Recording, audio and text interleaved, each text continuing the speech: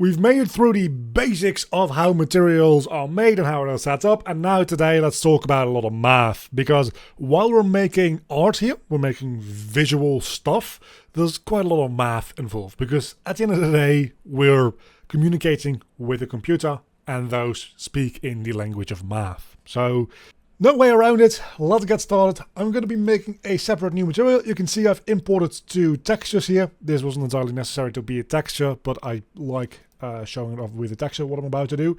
So we're going to be talking about UVs and about colors today, which is what I made these two textures for, to show it off. So let's get started with a material here, and we'll call this UV math, something like that, and open up that material editor. So first things first, I'm going to just import this texture here, and we're going to set that to being the base color.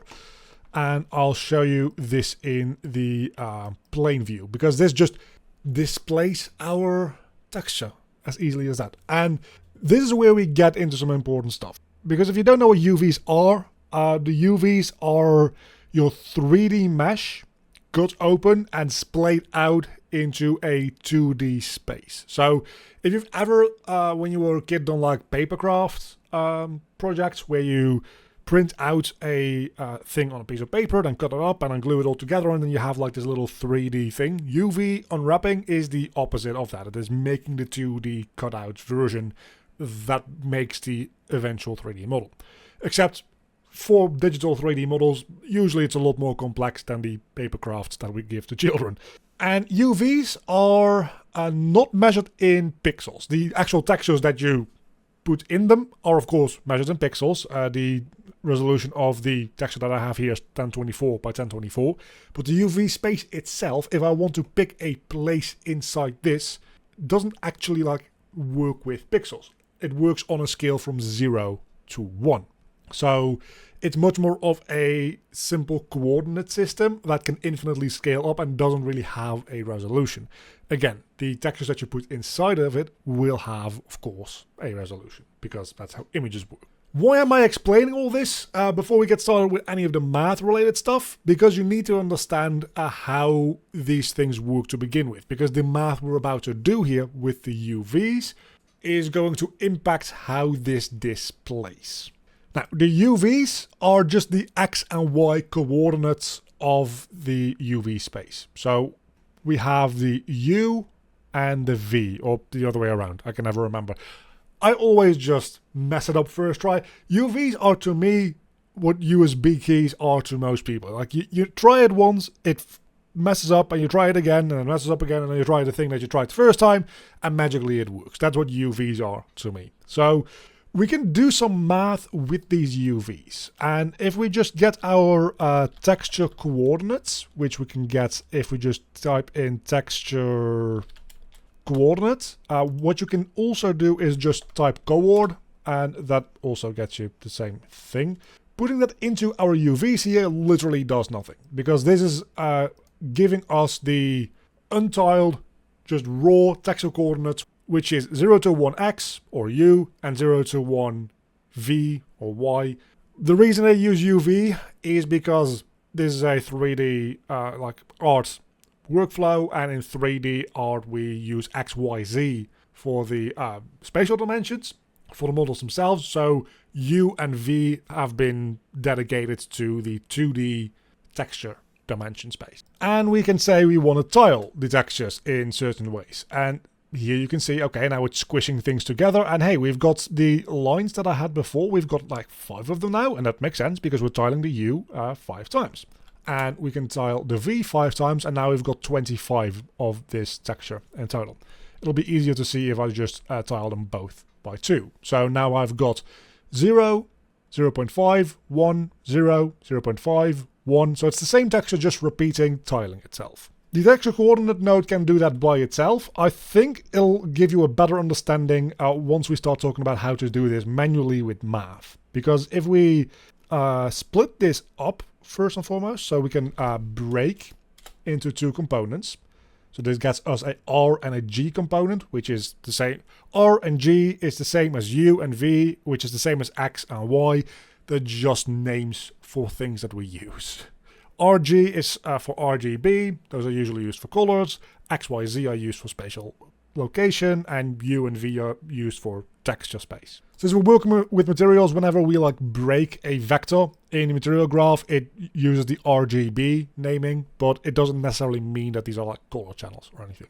Let's combine them back again with append. So we can append vector, and that lets us put two singular values, so two scalar values, two float values, whatever you want to call them, back together into a singular vector 2, which is what a UV is. Why did I do that? Because it doesn't accomplish anything. Well, now I can independently do math on the U and the V channels. So if I say, hey, I want to add something to this, I can say, hey, I want to add to the U channel, and it doesn't necessarily do anything, because right now what we're doing actually is we're taking 0 and we're adding 1 to it, so that becomes 1. So the entire texture gets displaced one entire tiling over and ends up looking the same. But you can see if I add 0.5 to it, now 0.5 will be at the left hand side, then it adds to 1 and 0, and then goes back to 0.5 where it ends again. So this is just displacing the texture a little bit to the left. And if I do like 0.25, it displaces it a little bit less to the left, and so on and so forth. So that is how we can move textures along. So if you want to make a texture that scrolls, all you need to do is add to the UVs, either the U or the V or both, and multiply that by a time. So we can actually quite easily just do that by using the time node, which we'll use more in the future. But if we just put the time node into this addition, you can see it's now scrolling this texture over and over and over again, which this texture tiles fairly well, so that's why it's relatively seamless, because it's adding to the UV space. Now, of course, if we want to add something, we can also subtract things, which will just move it in the opposite direction. It really is just as easy as that sometimes. So if we do this, it just moves it in the opposite direction. So adding and subtracting are just for scrolling your texture over your mesh. But adding and subtracting aren't the only things we can do. We can also multiply and divide. And this is where the stuff actually gets really interesting, because that is what tiling does. If we multiply this just by 1, nothing happens because everything stays the same. But let's just, before I actually do it, let's just think for a moment here. If we multiply 0 by 2, it stays at a value of 0. But if we multiply 0.5 by 2, it becomes a value of 1.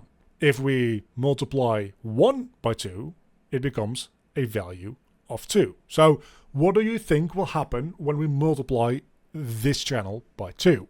The answer is that it starts tiling. And why does it start tiling? Because it's not the values that we see on this texture that get multiplied. Those are just pixels in a texture. That's just for visual explanation for this video. What's actually happening is it's expanding the UV space itself. So what this is really doing is this is still 0, this is 0.5, this is 1, but then this is just 1.5, and this becomes 2. And if we, again, multiply this by like 5, it tiles it even more. So this is 0, 0.5, 1, 1.5, 2, 2.5, 3, 3.5, 4, 4.5, and 5. So that is how we can tile these textures with multiplication. With that understood, I guess you can understand what is going to happen when we divide this by 2, because division is just doing the opposite of what multiplication does. So this instead will zoom things in. So our coordinate 0 stays the same, because multiplying or dividing, well, dividing by 0 is not possible, but multiplying or dividing with like 0, that is a fixed point. But then when we get to this is now the end of our texture space is 0.5. So our texture stops at where I marked 0.5. If we go back real quick to my multiplication here, with multiplying by 5, maybe that will make it a little bit easier to understand, because now we've got the whole 0.5, 1, 1.5, etc., up to 5. If we then divide this by 2 again, it will zoom in our texture space in the U direction, 2 being at 2.5.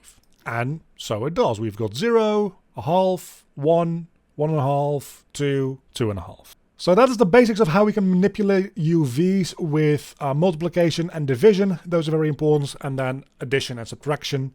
Frankly, subtraction is kind of a moot point, because generally the way I end up doing it, if I want to subtract something, I just add a negative value.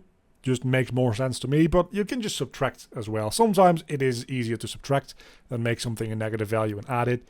The multiplication and division to a certain extent also have the same thing, of course, because they just accomplish the same thing in opposite directions. But for these, it can be very nice if you want to have like a parameter that you can use to, and we'll talk about parameters a little bit later on, to zoom in on a texture, you want to divide that, and if you want to zoom out on a texture with a parameter, you do it through multiplication. Now, all of that out of the way, we're going to delete this stuff again, because we've explained UVs and we've explained how to multiply and add to them. Let's talk about the same thing, but for color instead. So I'm going to switch this texture over to being my gradient texture, which, by the way, the reason I say I didn't really need this texture is because Unreal just has a linear gradient node as well, which kind of does the same thing. It has a U gradient going from left to right and a V gradient going from the top to the bottom. I made this one myself just because I think it'll demonstrate my point a little bit better. And I actually do want to go back to the texture coordinate real quick, which I just had. Just because what I want to do is I want to show you the whole like tiling and moving thing with a texture that doesn't tile as well. So what we'll do is we'll take the V channel here and then start moving that up and down and scroll that with the time node.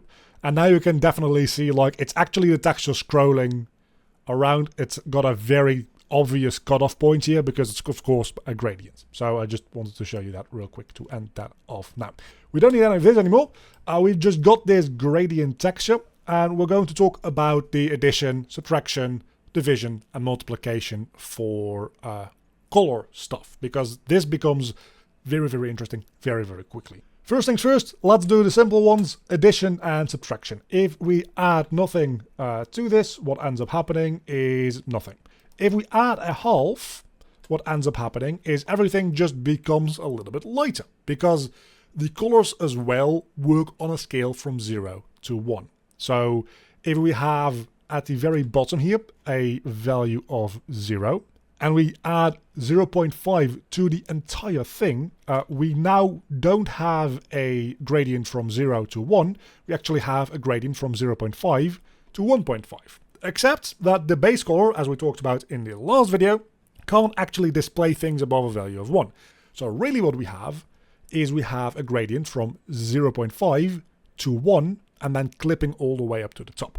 And in much the same way, we have the subtraction node, of course, for which we can say we want to subtract 0.5, in which case we will have a gradient that is minus 0.5 to 0.5, with the actual 0 point being in the middle here. But much like it can't display values over 1, you can't display a value darker than black, right? Just 0 is 0 and anything under 0 will just be displayed as 0. So what this does is it more or less just moves the line up. Now, with just these gradient textures, that doesn't necessarily make full sense to you, potentially. So I'm going to add a constant here. And what we'll do is we'll just make this like a nice little blue color, put that into the base color. And I'm going to, instead of doing this gradient texture, we're going to use the Berlin noise texture again that I used last time. And we're going to add this texture to that color, because this is where the stuff gets real, right? If we add the texture here, it will do the operation for adding a value for every individual pixel. So we've just been adding like blanket values over the entire material so far. When we do this with textures, it's going to take every single pixel and do that addition operation based on the texture that we're putting in.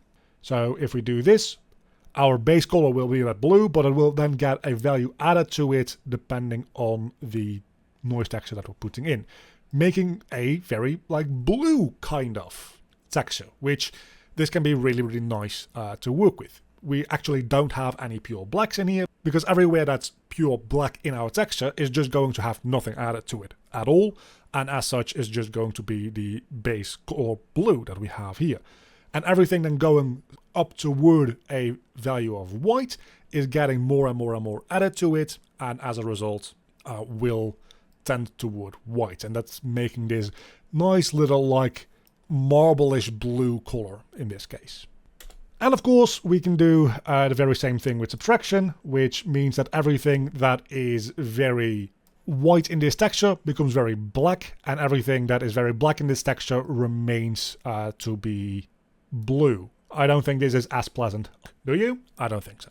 That leaves multiplication and division, which are the most important ones, I would argue. Specifically multiplication, because multiplication can be used as a mask.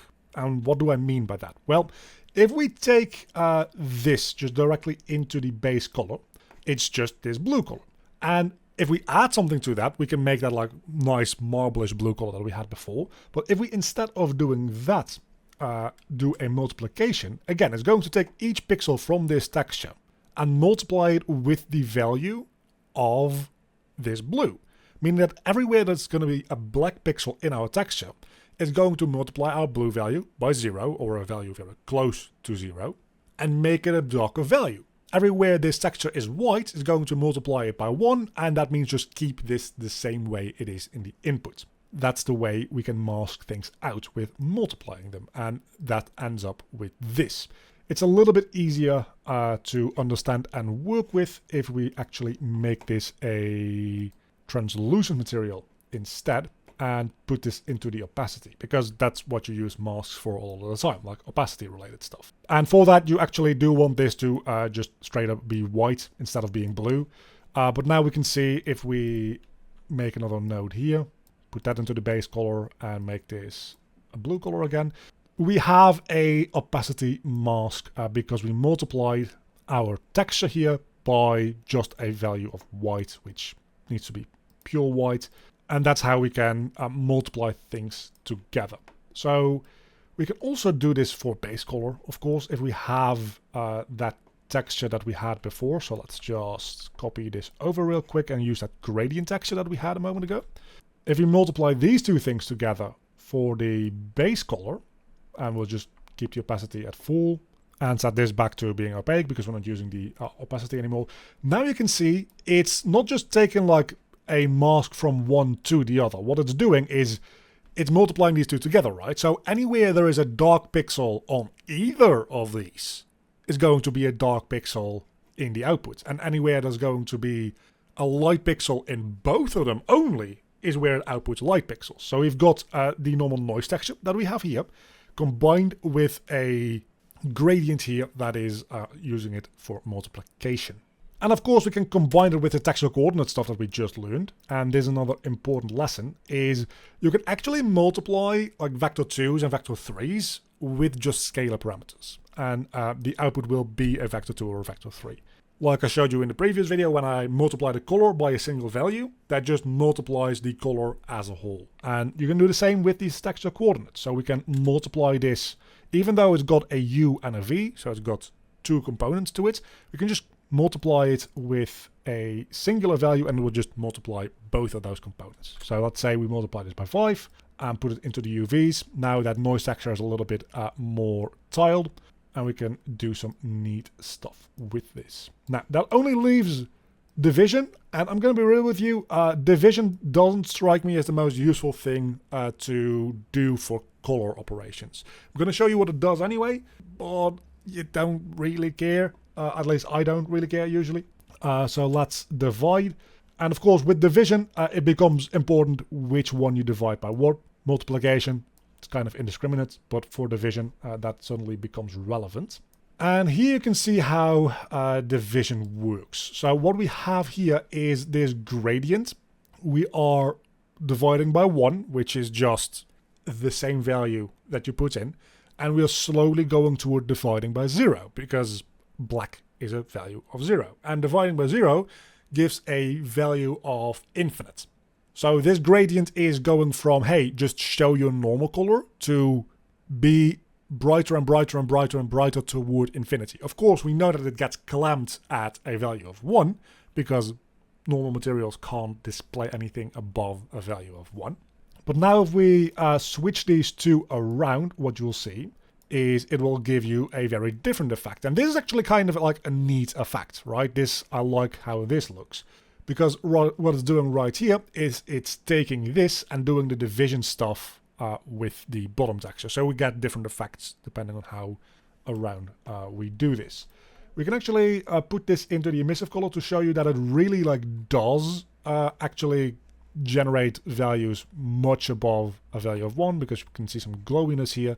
I'm going to add a little fun thing to this, because this is at this point just a grayscale map, right? There's nothing much to this. But if we take this, which effectively is just a scalar value, we can multiply this with a color. Let's say we multiply it by like a red color, and then we'll have the exact same pattern. It's more of a peach actually, but we'll have the exact same pattern but in that color now, which is really, really quite cool. And especially here you can start seeing that, hey, we do have some like burnt out areas, even though we don't have any white color going directly into the outputs. So once again, that's quite a lot of information about math and UVs and colors and all that stuff. It's just some stuff that you have to go through. If you're following like a full course on materials, feel free to refer back to this video at some point in the future if you get confused at any point. Specifically the multiplication and division for the UVs, zooming in and zooming out on your texture, can be really, really counterintuitive until you get used to it. And frankly, I also mess it up sometimes because it is counterintuitive. So pretty soon, with all of this theory out of the way, we can get started on actually making some cool materials. And for the full course, if you're watching this in the future, it should be all up on the YouTube channel already. But if you're watching this shortly after it was uploaded, there will be a link down below in the description to the Patreon where you can find the full course. And a very big thank you to all of my Patreons. You can see them on screen right now. If you want to help out supporting the channel, there's a link down below in the description to the Patreon page. And a special thanks to my Cave Digger tier Patreons, Sir J. Thomas,